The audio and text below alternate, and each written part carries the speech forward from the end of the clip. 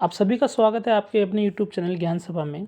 तो जैसा कि आप सबको पता है कि 59 अपॉन में 5 अपॉन में 1 जो चंडीगढ़ सीबीएसई का पॉलिटिकल साइंस का जो पेपर था उसको सीरीज़ को हम सॉल्व करेंगे। यहीं दिल्ली के अगर बच्चों का है तो यहाँ पे 1 होगा और यहाँ पे 1 और उसके अकॉर्डिंग चेंज होगा 1 2 3 जो सेट आते हैं।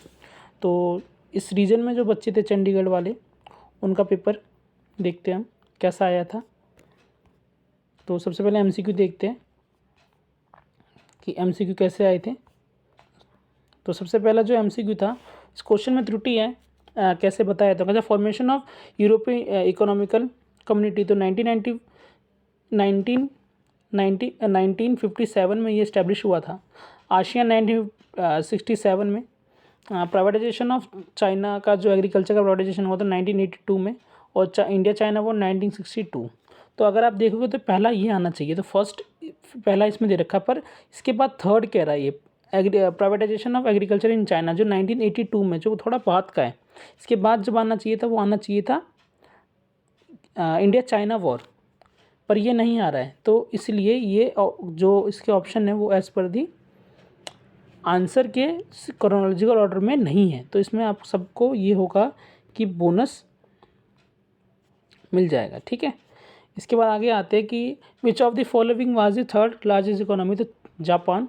हम जब पढ़ते हैं हम पढ़ते हैं ना जब इस सिलेबस में कि इमर्जिंग इकोनॉमी, तो उसमें आता है। तो उसमें जापान है, कोरिया है, इन सब के नाम आते हैं। तो जापान इमर्जिंग में आ जाता है, ठीक है ना। थर्ड वर्ल्ड इमर्जिंग उसमें भी आता है इकोनॉमी में। अगला आता है कि मैच द फॉलोइंग करना है। यदि आपको एक बार आता है तो आप कर लोगे। डिसआर्मेंट, देखो ये इसमें दे रखा है, giving up certain kind of weapons, ठीक है। तो बी और फोर्थ कहाँ देखो, कहाँ दे रखा है, तो सी में दे रखा है, सी में, और बाकी किसी में ही नहीं, ठीक है ना। बी का फोर्थ देखो एक और में दे रखा है, ए में भी दे रखा है ना। तो यहाँ थोड़ा अगर हम देखें तो कोई दिक्कत नहीं, बी का फोर्थ ए में भी दे रखा है। देखो टेररिज्म होता है पॉलिटिकल वायलेंस, एक और मैच कर लो। तो ए का सेकंड कहाँ दे रखा है, तो देखो इसका एक्यूरेट हो गया ए, ठीक है। और भी मैच कर सकते हैं। अलायंस का मतलब तो कॉलिशन ऑफ कंट्रीज़, तो कॉलिशन ऑफ कंट्रीज़ यहाँ पर हो गया। और डी क्या कहता है, सिक्योरिटी एब्सेंस ऑफ थ्रेट्स। बस तो ये दोनों में हमें लगा, पर एक्यूरेट कौन सा होगा एंड में, ए वाला। आगे आते हैं। देखो सिक्योरिटी के दो तरीके होते हैं, खतरे के नवीन स्रोत होते हैं, जिसमें जो मिलिट्री थ्रेट्स होते हैं उसके अलावा भी कुछ शामिल होते हैं। तो वो इसमें शामिल है। कहता है health pandemic such as HIV, AIDS, bird flu and corona virus are the new threats to security. एकदम ठीक है, बिकॉज लगा, because security goes beyond military threats to include a wide range of the threats affecting the human life. बिल्कुल सही बात है।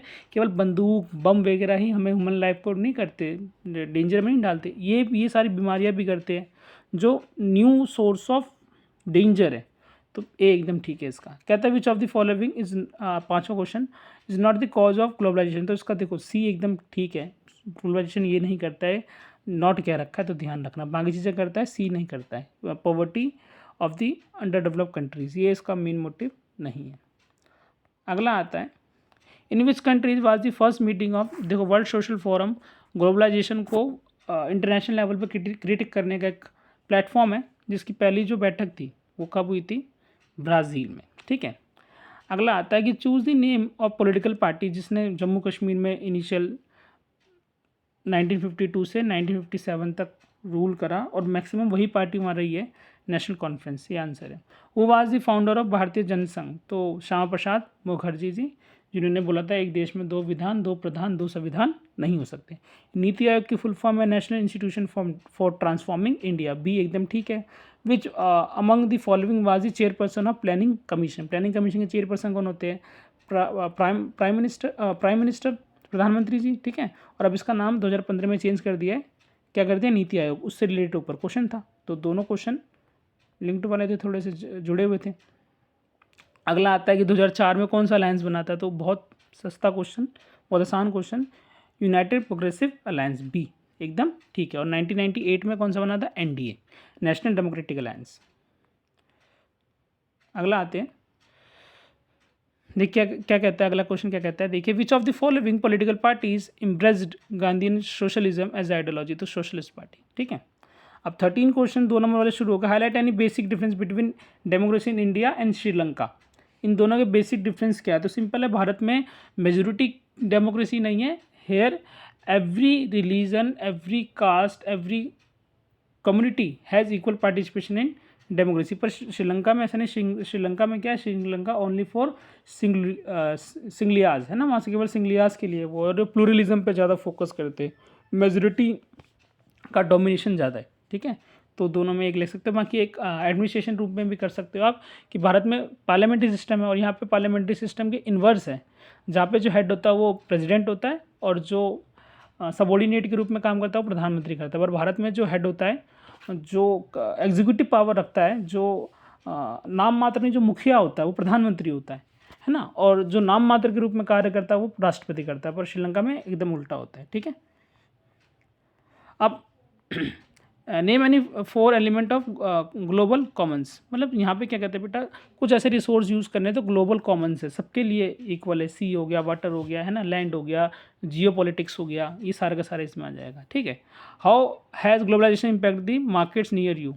मतलब globalization कैसे आपके नियर मार्केट पे करता है? तो सिंपल है, अगर आप देखोगे सबसे ईजी वाला तो वैराइटीज़ ऑफ फूड हो गया। ठीक है ना, वैरायटी ऑफ फूड।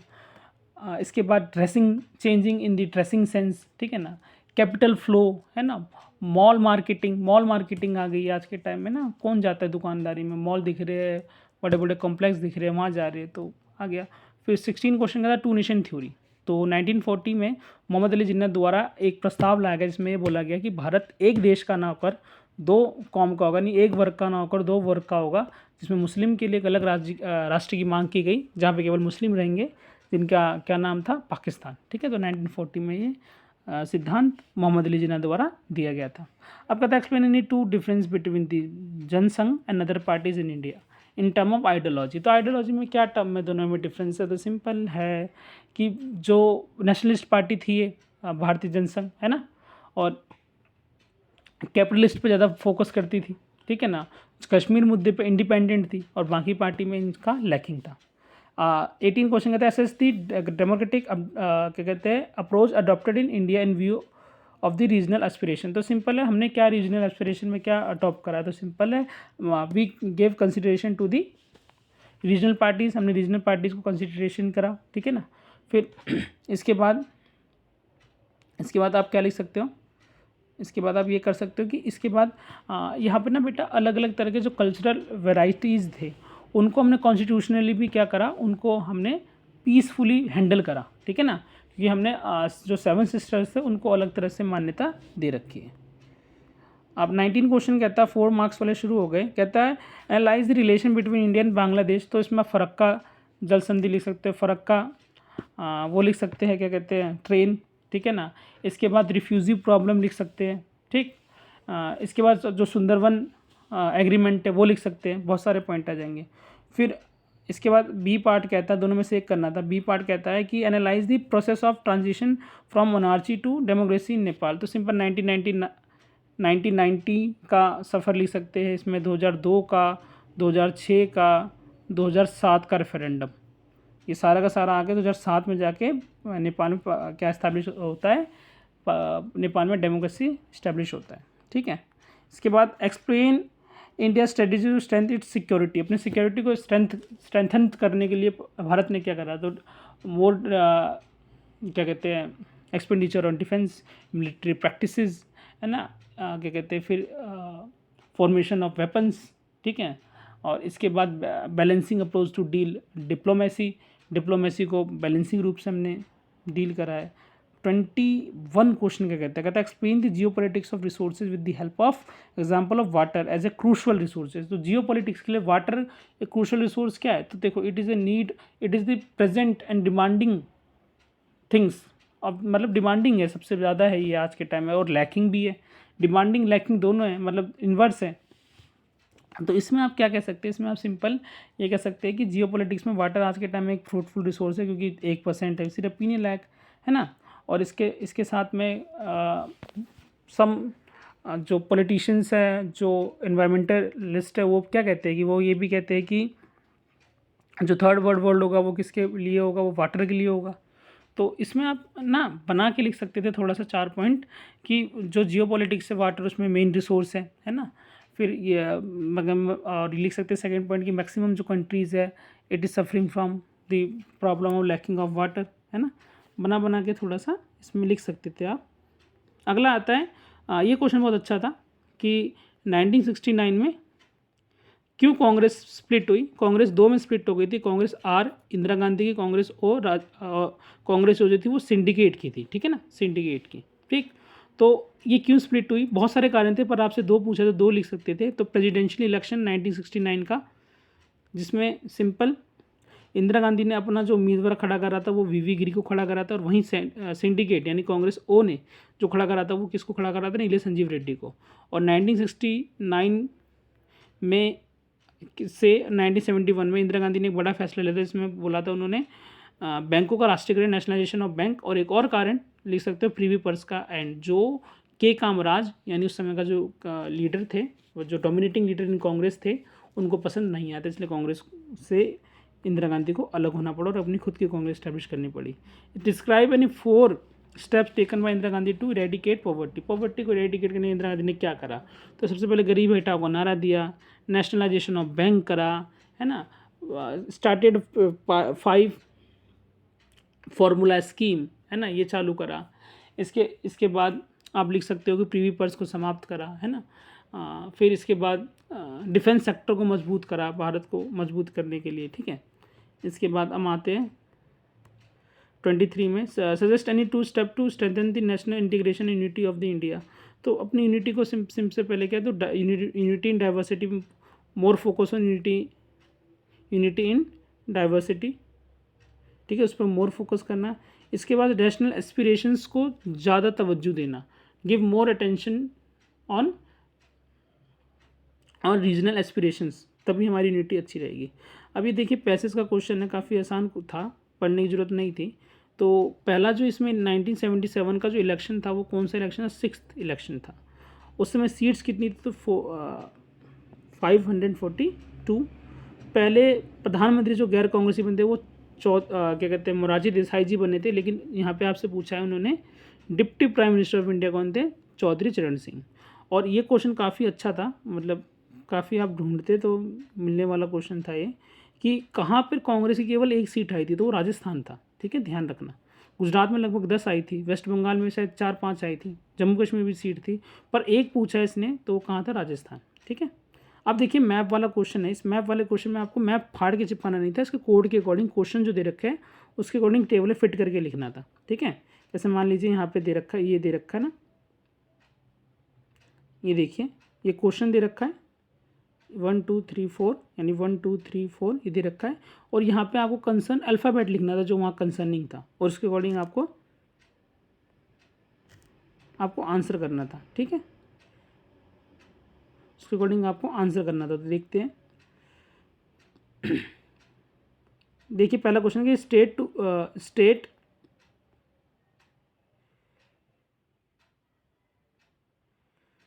क्वेश्चन देखते हैं हम।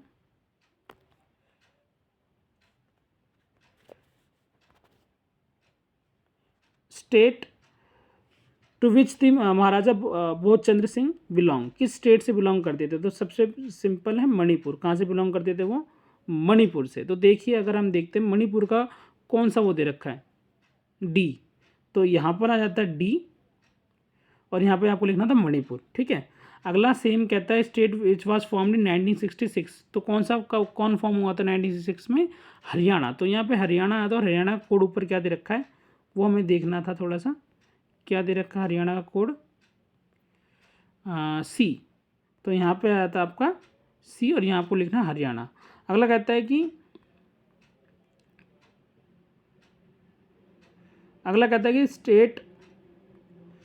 The state which earlier was the part of Madhya Pradesh. Madhya Pradesh का पार्ट कौन था पहले, छत्तीसगढ़, ये छत्तीसगढ़ आपका, और इसका कोड बी है, तो यहाँ पे आपका आया था नीचे बी, ठीक है, यहाँ पे बी, और यहाँ पे आपको लिखना होता छत्तीसगढ़, यहाँ पे आपको लिखना होता छत्तीसगढ़, यहाँ पे बी। और आखिरी में आता है कि the state which was formed in June 2014 कौन बना था? तो कौन सा बना था? तेलंगाना। तेलंगाना, यहाँ पे तेलंगाना आता है, यहाँ पे ए आ जाता तो आपका ये हो गया, फाड़ के नहीं चिपकाना था। जिसका अकॉर्डिंग कोड है उसके अकॉर्डिंग सॉल्व करो। अब यहाँ पे कार्टून बेस्ड क्वेश्चन है, काफ़ी आसान है। अगर आप देखोगे तो ये चाइना का है। चाइना का क्यों दिखाता है कि चाइना की इकोनॉमी में ये लार्जेस्ट वे से सबसे ज़्यादा खरीदी और बेची जाती है, तो इसी कारण दे रखा है। बाकी इसका सेकंड भी हो सकता है आंसर, बाकी कंसर्न वो जो आंसर की बनेंगे वो देखेंगे। The what does the dollar in the rear wheel of this cycle, क्या दिखाता है? तो influence of US economy on China दिखाता है, क्योंकि पहले चाइना कम्युनिस्ट था लेकिन बाद में चाइना पर कैपिटलिस्ट प्रभाव पड़ा यूएस इकोनॉमी का। और शुरू में चाइना की थर्ड कहता है इकोनॉमी कैसी थी? तो सोशलिस्ट इकोनॉमी थी। ठीक है, तो कार्टून इजी था। अगला आते 6 नंबर वाले क्वेश्चन, सारे आसान थे। अगर आपने कर रखे है, पढ़ा हुआ है अच्छे से, तो सारे आसान क्वेश्चन थे, सारे ऑप्शन में दे रखे हैं। अब कहता है, देखिए पहला क्वेश्चन कहता है examine any 3 reason responsible for disintegration of Soviet Union. तो इससे आसान question, repeated question political science में आता ही नहीं है ना। तो पहला क्वेश्चन जो इसका 6 नंबर वाले में, इसमें सिंपल आप लिख सकते हो अनअकाउंटेबिलिटी ऑफ ब्यूरोक्रेसी, है ना, मोर एक्सपेंडिचर ऑन वेपन्स, ठीक है ना। इसके बाद डिलेइंग इन गोरबाचेव पॉलिसी, डिलेइंग गोरबाचेव की पॉलिसी में डिलेइंग हुआ था। फिर backwardness in technology from America से बैकवर्ड थे काफ़ी ये लोग टेक्नोलॉजी में, ठीक है। तो 3 पूछे थे, बाकी बहुत सारे रीजन हो सकते हैं, 4-5 तो मैंने बता दिया आपको। बी का examine 3 reason for the friendly and cooperative क्या कहते हैं relation between India and China after the disintegration of Soviet Union. क्यों हमने इनसे रिलेशन अच्छा लगा डिसइंटीग्रेशन के बाद भी? तो सबसे पहला है कि सोवियत संघ always supported us on Pakistan matter, इसने हमेशा हमें पाकिस्तान मैटर पे सपोर्ट करा है। बिग सप्लायर है हमारा वेपन्स का, अच्छा सप्लायर है। और इसके बाद we follow the ideology of socialist in our welfare economy, हम वेलफेयर इकोनॉमी में वही फॉलो करते हैं। 28 क्वेश्चन कहता है explain the importance of United Nation in the present. क्यों चाहिए हमें यूनाइटेड नेशन? तो aware criticise terrorism, awaring from pandemics के, फिर इसके बाद making the developmental goals supreme, developmental goal को सुप्रीम करने के लिए, handling the matter peacefully, matter को पीसफुली हैंडल करने के लिए, है ना। कोई भी संस्था क्यों चाहिए होती है? तो यूएनओ की नीड आपको लिखनी थी और कुछ नहीं थी, बहुत सारी नीडें लिख सकते थे आप। इसके बाद सिक्योरिटी काउंसिल की आपको स्ट्रक्चर बनाना था। सिक्योरिटी काउंसिल जो थे 5 और 10, 5 परमानेंट होते हैं, 10 नॉन परमानेंट होते हैं। इनका सिलेक्शन 2 साल के लिए होता है और ये हमेशा के लिए चुने जाते हैं। तो यही सब बताना था। इसके बाद कहता है describe any 3 important feature of Indian foreign policy. तो फॉरेन पॉलिसी नाम लिख सकते थे, पंचशील लिख सकते थे, ठीक है, पंचशील लिख सकते थे। फिर ओपन इकोनॉमी लिख सकते थे 1991 का, ठीक है, फॉरेन पॉलिसी का। तो सारी चीज़, और फिर एक और आर्टिकल लिख सकते थे, आर्टिकल आप 51 अगर आपने पढ़ रखा है, जिसमें हमने बता रखा है कि हम अंतर्राष्ट्रीय स्तर पर शांति की अभिवृद्धि करेंगे, ठीक है। इसके बाद कहता है describe any 3 important event just before and after. तो 1971 के बाद जस्ट बिफोर एंड आफ्टर जो चीज़ हुई थी वो बता सकते हैं। पहले तो इलेक्शन लिख सकते हैं 1971 का, ठीक है। इसके बाद 1972 में जुल्फ़िकार अली भुट्टो और इंदिरा गांधी के बीच शिमला समझौता हुआ, वो लिख सकते थे, ठीक है। फिर 1974 में ही डिफेंस में हमें सबसे बड़ी चीज़ मिली, न्यूक्लियर पावर मिला, वो लिख सकते थे आप, ठीक है। 1971 में इंदिरा गांधी ने गरीबी हटाओ का नारा दिया था, वो लिख सकते हैं, ठीक है। इसके बाद अगला कहता है describe any 4 political development in India that took place between 1988 to 1993। तो बहुत आसान है ये क्वेश्चन, मतलब मंडल कमीशन, ठीक है, मंडल कमीशन इसके बीच हुआ था। इसके बाद राम मंदिर मैटर, न्यू इकोनॉमिकल पॉलिसी, ठीक है, ये सारा का सारा इसी बीच हुआ था 3। इसके बाद हम देखते हैं अगला क्वेश्चन कहता है describe 4 consequence of the era of coalition government starting from 1989 to 2004 sorry. इसके बीच में एक जो कोलिशन गवर्नमेंट थी उसके क्या कॉन्सिक्वेंस हुए? तो आप इसमें सिंपल लिख सकते थे, इसमें सीधे आप क्या लिख सकते थे कि ओरिजिनेशन ऑफ रीजनल पार्टीज़ बड़ी मात्रा में आई थी, रीजनल पार्टीज़, ठीक है, रीजनल पार्टीज़ बड़ी संख्या में, number of regional party were originated, ठीक है ना। की गई। इसके बाद आप लिख सकते थे, इसके बाद जो पॉलिटिकल मुद्दा डेवलपमेंट का था, it shifted from development to, आप लिख सकते हो रिलीजियस मैटर में शिफ्ट हो गया। फिर frequently change in prime minister में फ्रिक्वेंटली चेंज हुआ। और एक से सबसे बढ़िया कि दो बिगेस्ट कोलिशन बने, एनडीए एंड यूपीए। ठीक है, तो ये लिखते तो और आपको अच्छे मार्क्स देता है एग्जामिनर। ठीक है, तो ध्यान रखना, एनडीए 1998, जो एनडीए था वो 1998 और यूपीए 2004। तो यहीं तक था पेपर। जितना मेरा रहा प्रयास कि मैं सॉल्व करा सका उतना मैंने अपने बिहाफ पे करा। बाकी आशा रहेगी कि मैं आगे भी आप लोगों के लिए कुछ ना कुछ लेकर आऊँ। बाकी धन्यवाद।